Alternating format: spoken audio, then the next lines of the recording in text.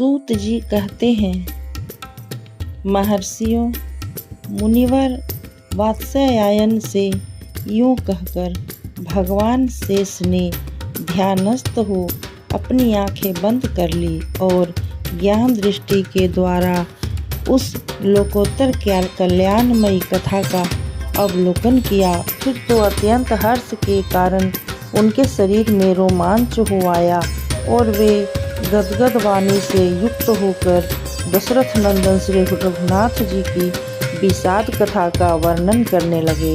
भगवान शेष बोले, वात्स्यायन जी, देवता और दानवों को दुख देने वाले लंकापति रावण के मारे जाने पर इंद्र आदि संपूर्ण देवताओं का बड़ा सुख मिला। वे आनंद मग्न होकर दास की भांति भगवान के चरणों में पड़ गए और उनकी स्तुति करने लगे। तत्पश्चात श्री रामचंद्र जी धर्मात्मा विभीषण को लंका के राज्य पर स्थापित करके सीता के साथ पुष्पक विमान पर आरूढ़ हुए। उनके साथ लक्ष्मण, सुग्रीव और हनुमान आदि भी विमान पर जा बैठे। उस समय भगवान के विरह के भय से विभीषण के मन में भी साथ जाने की उत्कंठा हुई और उन्होंने अपने मंत्रियों के साथ श्री रघुनाथ जी का अनुसरण किया। उसके बाद लंका और अशोक वाटिका पर दृष्टि डालते हुए भगवान श्री राम तुरंत ही अयोध्यापुरी की ओर प्रस्थित हुए। साथ ही ब्रह्मा आदि देवता भी अपने अपने विमानों पर बैठकर यात्रा करने लगे। उस समय भगवान श्री राम कानों को सुख पहुँचाने वाली देव दुदुम्भियों की मधुर ध्वनि सुनते तथा मार्ग में सीता जी को अनेकों आश्रमों से युक्त तीर्थों, मुनियों, मुनिपुत्रों तथा पतिव्रता मुनि पत्नियों का दर्शन कराते हुए चल रहे थे।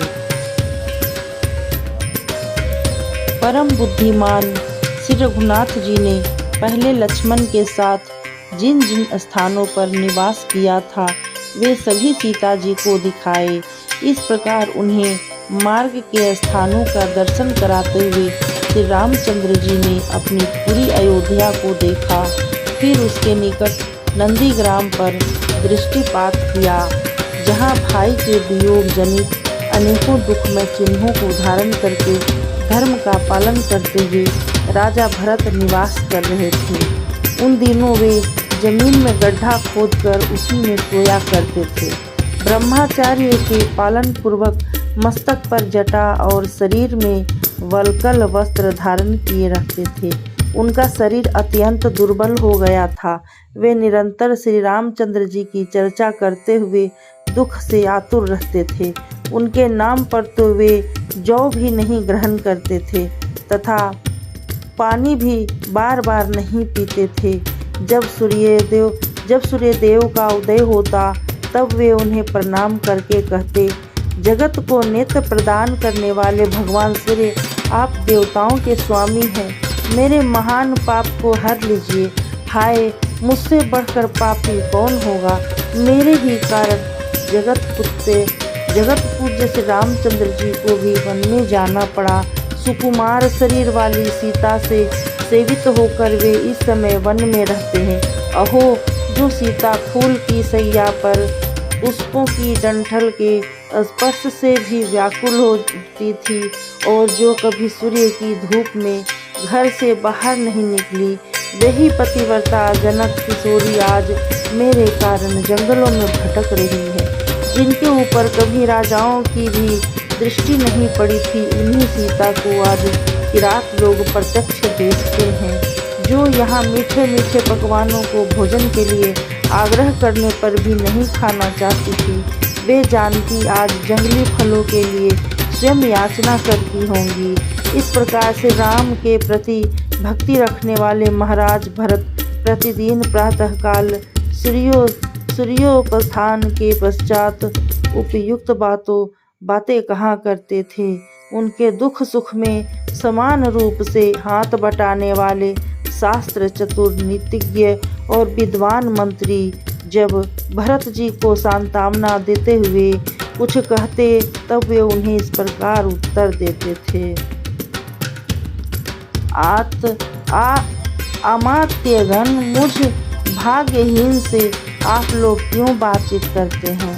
मैं संसार के सब लोगों से अधम हूँ, क्योंकि मेरे ही कारण मेरे बड़े भाई श्री राम आज वन में जाकर कष्ट उठा रहे हैं।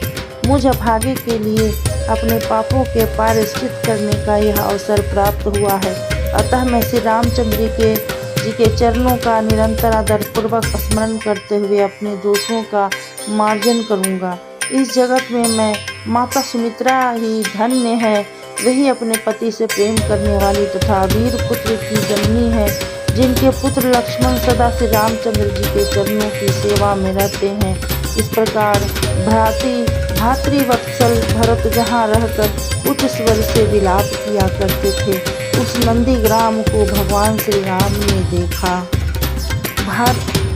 भरत से मिलकर भगवान श्री राम का अयोध्या के निकट आगमन शेष जी कहते हैं। मुने, नंदीग्राम पर दृष्टि पड़ते ही श्री रघुनाथ जी का चित्त भरत को देखने की उत्कंठा से विह्वल हो गया। उन्हें धर्मात्माओं में अग्रगण्य भाई भरत की बारंबार याद आने लगी।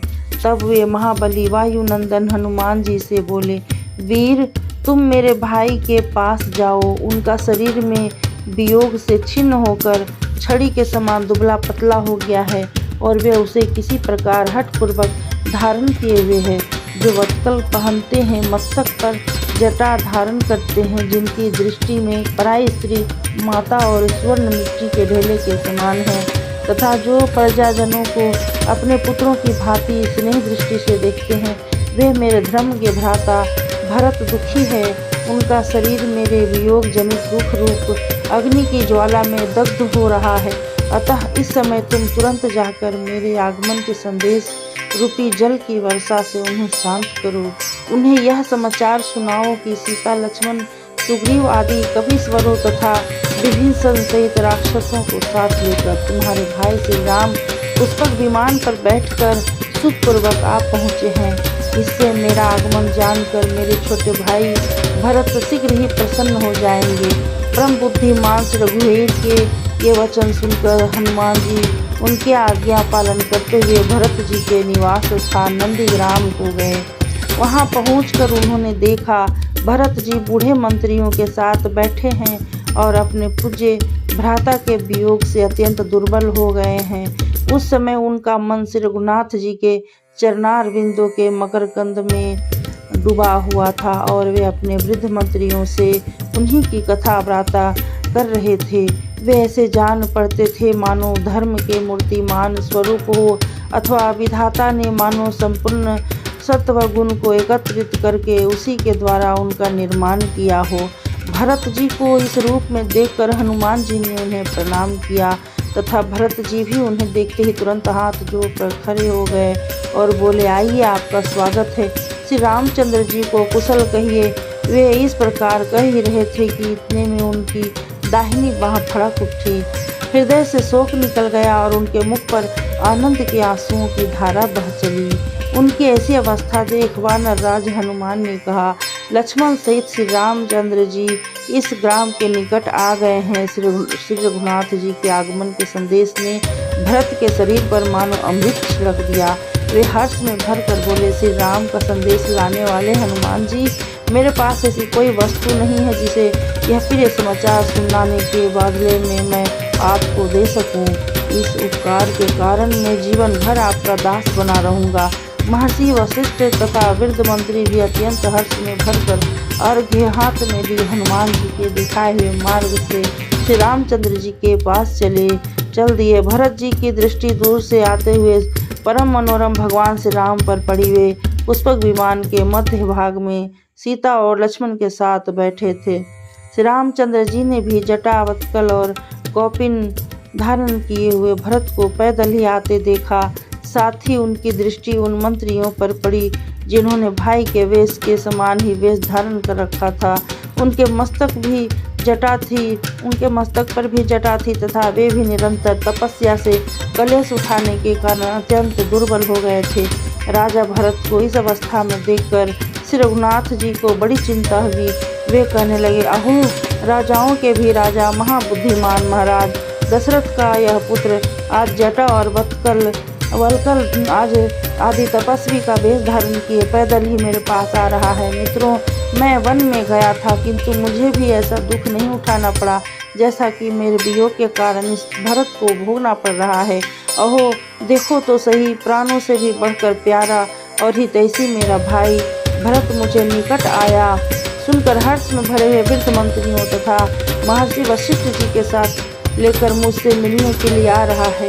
इस प्रकार भगवान श्री राम आकाश में से पुष्पक विमान से उपयुक्त बातें कर रहे थे और विभीषण, हनुमान तथा लक्ष्मण उनके प्रति आदर भाव प्रकट कर रहे थे। निकट आने पर भगवान का हृदय विरह से कातर हो उठा और वे भैया भैया भरत तुम कहाँ हो इस प्रकार कहते तथा बारंबार भाई भाई भाई की रट लगाते हुए तुरंत ही विमान से उतर पड़े। सहायक सहित श्री रामचंद्र जी को भूमि पर उतरे देख भरत जी हर्ष के आंसू बहाते हुए उनके सामने दंड की भांति धरती पर पड़ गए। श्री रघुनाथ जी ने भी उन्हें दंड की भांति पृथ्वी पर पड़ा देख हर्षपूर्ण दृष्टि से देखते हुए अपनी दोनों भुजाओं से उठाकर छाती से लगा लिया। आरंभ में श्री रामचंद्र जी के बारंबार उठाने पर भी भरत जी उठे नहीं, अपितु अपने दोनों हाथों से भगवान के चरण पकड़कर फूट फूट कर रोते रहे। भरत जी ने कहा, महाबाहु भगवान श्री राम, मैं दुष्ट दुराचारी और पापी हूँ, मुझ पर कृपा कीजिए। आप दया के सागर हैं, अपनी दया से ही मुझे अनुग्रहित कीजिए। भगवान जिन्हें सीता जी के कोमल हाथों का स्पर्श भी कठोर जान पड़ता था, आपकी उन्हीं चरणों को मेरे कारण वन में भटकना पड़ा। यूँ कहकर भरत जी ने दीन भाव से आंसू बहाते हुए बारंबार श्री रघुनाथ जी के चरणों का आलिंगन किया और हर्ष से विह्वल होकर उनके सामने हाथ जोड़े खड़े हो गए। करुणा सागर श्री रघुनाथ जी ने अपने छोटे भाई को गले लगाकर प्रधानमंत्रियों को भी प्रणाम किया तथा सबसे आदरपूर्वक कुशल समाचार पूछा। इसके बाद भाई भरत के साथ वे पुष्पक विमान पर जा गए थे। वहाँ भरत जी ने अपनी भातृ पत्नी पतिव्रता सीता जी को देखा, जो अत्रि की भार्या अनुसुईया तथा अगस्त की पत्नी लोपामुद्रा की भांति जान पड़ती थी। पतिव्रता जनक किशोरी का दर्शन करके भरत जी ने उन्हें सम्मान पूर्वक प्रणाम किया और कहा, माँ मैं महामूर्ख हूँ, मेरे द्वारा जो अपराध हो गया है उसे क्षमा करना, क्योंकि आप जैसी पतिव्रताएं सबका भला करने वाली ही होती है। परम सौभाग्यवती जनक किशोरी भी अपने देवर भरत को आदरपूर्वक दृष्टि डालकर उन्हें आशीर्वाद दिया तथा उनका कुशल मंगल पूछा।